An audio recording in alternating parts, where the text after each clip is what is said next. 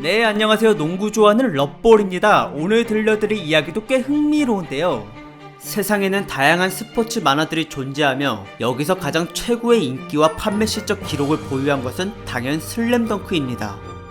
주인공 강백호의 농구 성장기를 다룬 이 만화에는 초보자가 기본적인 기술들을 습득하는 과정에서 필요한 여러 꿀팁과 명언들이 담겨져 있는데요. 이 중에서 가장 사람들에게 유명한 것은 왼손은 거들 뿐일 것이며, 실제로 농구 경기에서도 장거리 슛을 던질 때 왼손으로 공이 흔들리지 않게 받쳐주고 조준은 오른손만 가지고 하는 편이 대다수입니다. 정말로 슈폼이 특이하거나 또는 심각하게 좋지 않은 사람이라 할지라도 이렇게 한 손으로 쏘는 것만큼은 꼭 지키고 있는데요. 그러나 진짜 희귀하게도 예외가 한 명 있으니 그는 바로 왼손만 거드는 게 아니라 오른손까지 거들어서 장풍을 쏴버리는 조아킴 노아라는 선수입니다. NBA에서 뛰고 있는데도 불구하고 강백호마저도 가능한 이러한 기본적인 슈폼을 하지 못했던 그는 자유투와 미들슛을 쏠 때마다 매번 감독과 팀원들의 마음을 쫄리게 만들었는데요. 오늘은 이렇게 우스꽝스러운 슈폼을 가지고 있는데도 NBA에서 살아남은 것 뿐만 아니라 팀의 최고 에이스 그리고 전체 센터들 중 1등을 차지하기까지 했던 이 뜨거운 열정을 가진 남자의 반전 매력을 소개해 보도록 하겠습니다. 1985년 미국 뉴욕에서 태어난 조아킴 노아. 그의 아빠는 프랑스 테니스계에서 전설로 불리던 야닉 노아였으며 엄마는 스웨덴 출신의 세계적인 유명 모델이었습니다. 부모님 덕분에 미국, 프랑스, 스웨덴 이 세 가지의 시민권을 가질 수 있었던 노아는 1988년 3살 때 프랑스 파리로 건너가 이곳에서 10년 동안 유년기를 보냈고 평소 농구를 좋아했기 때문에 NBA 중계를 늘 챙겨 보았다고 합니다. 하지만 그는 중요한 플레이오프 시기만 되면 항상 눈물을 흘렸는데요. 그 이유는 바로 농구의 신 마이클 조던 때문이었으며 자신의 고향팀인 뉴욕 닉스를 응원 중이었던 노아는 플레이오프 때마다 시카고 불스의 조던이 뉴욕 닉스를 박살낸 뒤 우승을 차지해내는 걸 보고 늘 슬퍼했습니다. 그러면서 NBA 꿈을 갖게 된 그는 13살 때 다시 미국 뉴욕으로 돌아와 농구에 매진을 하였는데 당시에는 키가 크지 않고 몸이 마른 편이었기에 주로 패스를 담당하는 가드 포지션을 맡았습니다. 그는 처음에 기량이 부족해서 벤치에만 앉아있던 선수였으나 스포츠 집안의 DNA가 있어서 그런지 지지 않겠다는 승부욕을 가지고 절대 포기하지 않았으며 심지어 가족들과의 여행을 뿌리치고 체육관에 나와 연습을 할 정도로 끈기가 남달랐습니다. 덕분에 고등학교 농구부 시절부터는 주전 멤버로 뛸 정도로 실력이 좋아졌고 게다가 운이 좋게도 키까지 급속도로 성장해서 이젠 가드가 아닌 파워포워드 포지션을 맡고 골밑에서의 위력을 제대로 보여주었는데요. 그렇게 비약적인 발전을 통해 전체 고교 선수 중 73등에 랭크된 노아는 농구에서 명문으로 손꼽히는 플로리다 대학교로 진학을 하였습니다. 처음에는 평균 10분도 뛰지 못했던 벤치 멤버였지만 2학년 때부터 평균 25분을 부여받아 팀의 주축 센터로 뛰기 시작한 그는 정규 시즌 때 득점과 리바운드 그리고 블락에서 엄청난 활약을 보여주었고 이 기세는 전체 대학 64강 토너먼트에까지도 이어져 여러 강팀들과의 혈투 끝에 우승을 이루어내기까지 하였습니다. 당시 그는 NBA 드래프트 예상 순위가 1등이었을 정도로 물이 오른 상태였는데 하지만 좀 더 기량을 가다듬고 NBA 무대에 뛰어들고자 했던 노아는 우승 멤버들을 설득해 다시 학교로 돌아와 1년을 더 뛰기로 하였습니다. 그 결과 신기하게도 그들은 또 한 번 더 전체대학 64강 토너먼트에서 챔피언의 자리를 차지하였고 그러자마자 곧바로 2007 NBA 드래프트를 신청하였는데요. 이날 노아와 함께 나갔던 플로리다 대학의 우승 멤버들은 모두 60위권 안에 뽑히게 되었고 이때 7순위로 지명을 받은 조아킴 노아는 운명의 장난인지 어릴 적 자신을 울렸던 시카고 불스의 유니폼을 입게 되었습니다. 그러나 과거의 슬픔과는 상관없이 노아는 그 어느 때보다도 행복했으며 마이클 조던이 해낸 챔피언의 역사를 한 번 더 이루어내기 위해 온몸을 바쳐서 꾸준히 일을 하겠다는 비장한 각오를 내비치기까지 하였습니다. 그러고 나서 첫 번째 시즌의 결과물은 벤치에서 주전 멤버로 승격, 플레이오프는 진입 실패, 금지 약물이었던 마리화나 적발, 면허 정지 상태에서 운전하다가 이것도 적발. 시작부터 이미지가 제대로 꼬여버렸네요.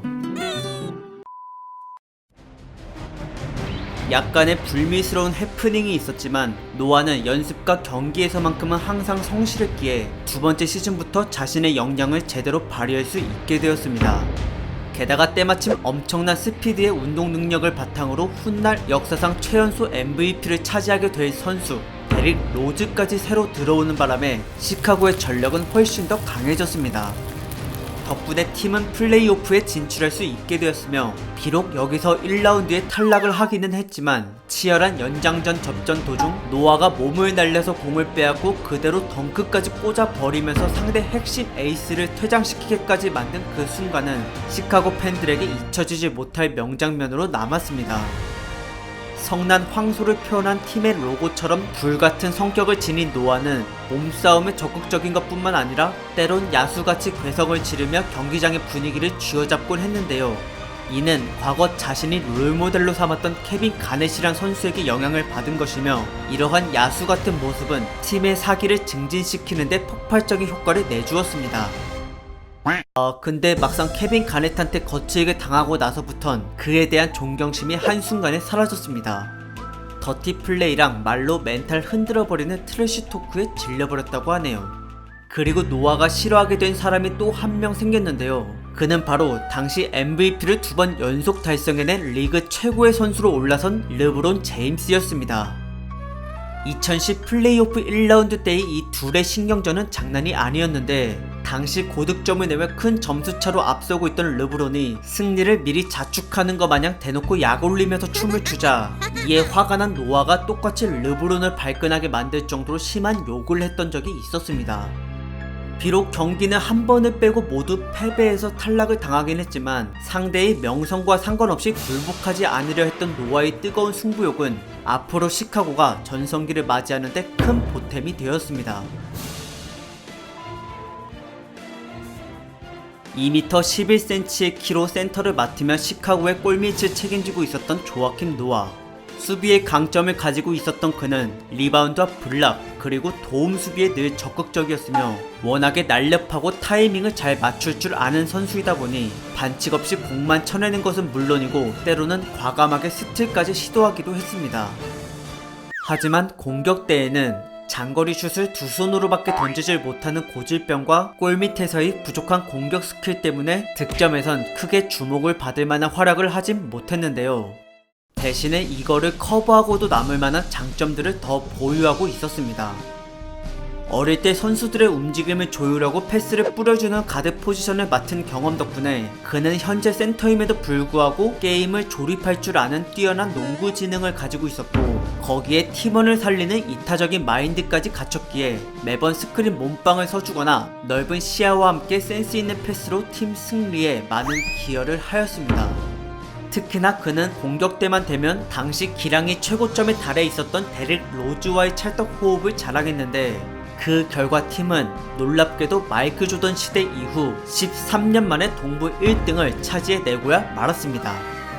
그러고 나서 시카고는 내친 김에 우승까지 해버리고자 1라운드, 2라운드를 빠르게 통과하였는데요. 그런데 하필 정말로 우승 후보 영순이었던 상대를 3라운드에서 만나고 말았습니다.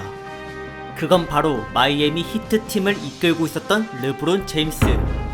이에 노아는 1년 전 굴욕을 되갚아주고자 1차전 홈 경기 때 최선을 다해 상대의 공격들을 무력화시키며 분위기를 압살했고 그러한 투지 끝에 시카고는 21점차 대승을 거두어낼 수 있었습니다.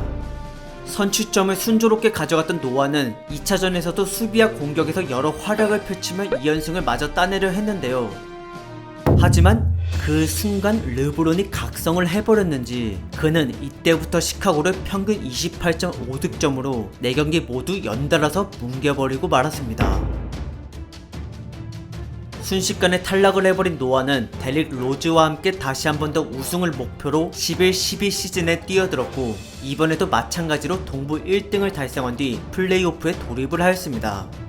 그리고 정말 우연의 일치로 시카고와 마이애미가 1년 전과 똑같은 시드를 받았기 때문에 많은 팬들은 또 3라운드에서 격돌할 둘의 매치를 기대하고 있었는데요. 그거에 앞서서 1라운드에 필라델피아 76서스를 상대하게 된 노아는 반드시 르브론을 만나고자 1차전부터 황소같이 달려들어 상대를 기겁하게 만들었고 이날 경기를 12점 차로 크게 승리하였습니다. 그러나 예상치 못한 비상사태가 벌어지고 말았는데 팀의 에이스 데릭 로즈가 1차전부터 심각한 무릎 부상을 당해 나머지 경기를 나올 수 없게 된 것입니다. 게다가 엎친 데 덮친 격으로 3차전에서 노아까지 발목이 접질러져 버리는 바람에 이제껏 우승을 위한 노력과 계획들이 모두 무산되고 말았습니다. 결국 두 에이스가 빠진 시카고는 곧바로 탈락해버렸고 할 수 없이 다음 시즌을 기약해야 했는데요. 근데 하필 데릭 로즈가 전방 십자인대 파열로 1년을 못 뛴다는 진단을 받았기 때문에 시카고의 앞날은 더더욱 어두워졌습니다.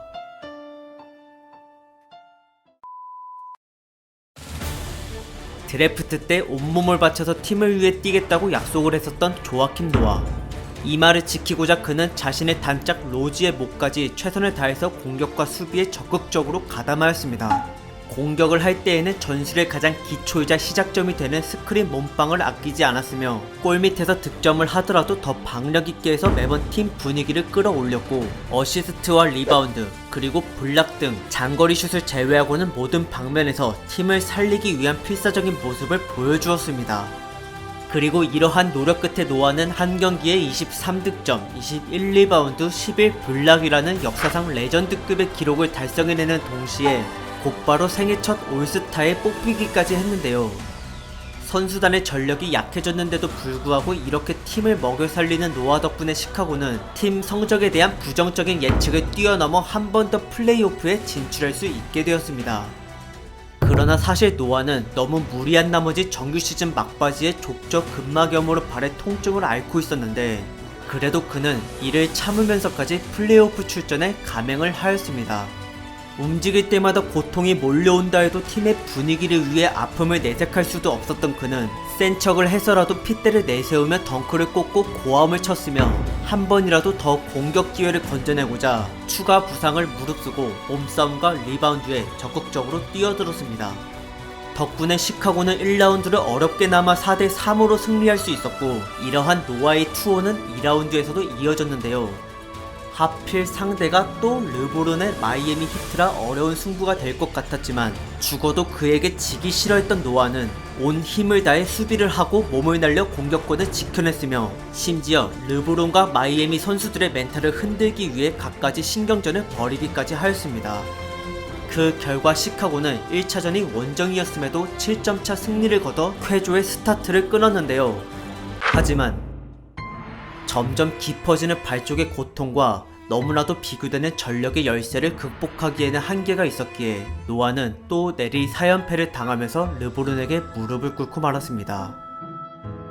또한 그 다음 시즌에도 데릭 로즈가 10경기밖에 못 뛴 채 부상으로 전력에서 이탈하는 바람에 노아는 또 시카고를 홀로 지켜낼 수밖에 없었고 비록 이때 기량이 폭발해서 올해의 수비왕과 NBA 1등 센터에 등극이 되긴 했지만 혼자서 너무 무거운 짐을 메고 뛰다 보니 그의 몸은 점점 만신창이가 되어가고 있었습니다. 그 중에서도 특히나 무릎의 상태가 가장 안 좋았는데요. 그런데도 또 플레이오프 경기에 나서서 거의 풀로 뛰는 바람에 무릎은 무릎대로 갈려나가고 중간에 다른 핵심 팀원도 부상을 당해서 결국 피해만 잔뜩 입고 또 탈락을 하고 말았습니다. 그러고 나서 노아는 무릎 수술을 받게 되었고 이때를 기점으로 커리어에서 내리막길을 걷게 되었는데 불과 1년 전 수비왕의 모습은 좀처럼 찾아보기 힘들게 되었고 수술 때문에 스피드가 떨어지고 잔부상이 잦아지다 보니 패스를 제외하고는 모든 부분에서 과감한 모습과 기량이 많이 약해지게 되었습니다. 그래도 데릭 로즈의 합세로 플레이오프는 동부 3등으로 무난하게 진출을 할 수 있었고 1라운드도 4대2로 가볍게 넘어갔는데요. 그러나 하필 또 자신의 숙적 르브론 제임스와 맞붙게 되었으며 노아는 무슨 수를 써서라도 항상 자신을 가로막았던 르브론을 무너뜨리고 싶었지만 멘탈로 보나 실력으로 보나 팀 구성원으로 보나 이 모든 건 르브론의 클리블랜드 캐벌리어스가 압도적으로 우세했기 때문에 결국 노아는 단 한 번도 플레이오프에서 르브론이란 벽을 넘어서지 못한 채 이번에도 어김없이 탈락해버리고 말았습니다. 그 후 시카고는 감독이 교체되면서 새로운 시스템을 도입하게 되었고 여기에 해당 사항이 되지 못했던 노아는 할 수 없이 벤치로 물러나게 되었습니다. 게다가 왼쪽 어깨까지 망가져서 수술을 받는 바람에 시카고는 더 이상 그를 원하지 않게 되었고, 이에 속상한 노아는 데릭 로즈와 함께 뉴욕 닉스로 팀을 옮겼습니다. 하지만 이때 맺은 연봉 계약이 너무 터무니가 없을 정도로 높았는데, 그에 반면에 실제 경기 중에 노아의 활약은 존재감이 별로 없었고, 거기다가 또 왼쪽 어깨 쪽과 무릎에 큰 부상을 당해서 더 이상 재기가 불가능한 상황이 되어버리고 말았습니다.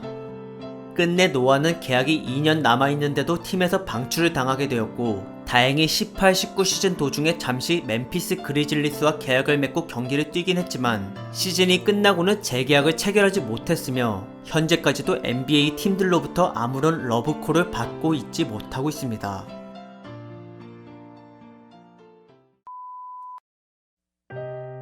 어릴 때 마이클 조던을 싫어했지만 그가 세운 챔피언의 업적과 당시의 전성기를 다시 부활시키고자 했던 조아킴 노아는 시카고 불스에 온몸을 바쳤습니다.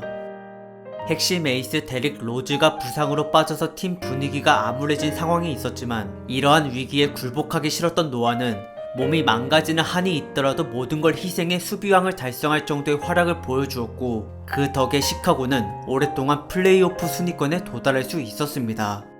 그리고 그는 팀원들까지 챙기는 동료애까지 끈끈한 남자였는데, 로즈가 부상으로 경기를 못 나오고 기량 하락으로 팬들에게 비난을 받을 때 누구보다도 가장 먼저 나서서 십자인대 파열에 대한 로즈의 고충을 변호해줬던 사람이 바로 조아킴 노아였습니다.